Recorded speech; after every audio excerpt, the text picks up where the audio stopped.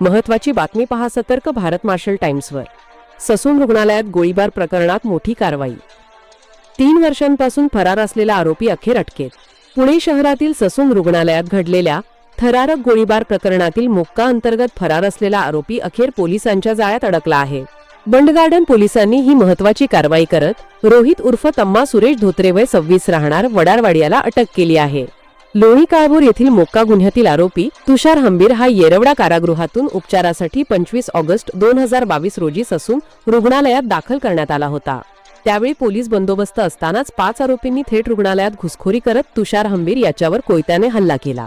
हल्ला थांबवण्याचा प्रयत्न करणाऱ्या पोलीस कर्मचाऱ्यांवर आणि फिर्यादीच्या नातेवाईकावरही हल्ला करण्यात आला। यावेळी एका आरोपीने गोळीबार करत जीवे ठार मारण्याचा प्रयत्न केला होता। या प्रकरणात एकूण 12 आरोपी निष्पन्न झाले असून 11 जणांना यापूर्वीच अटक झाली होती। मात्र रोहित धोत्रे गेल्या 3 वर्षांपासून फरार होता।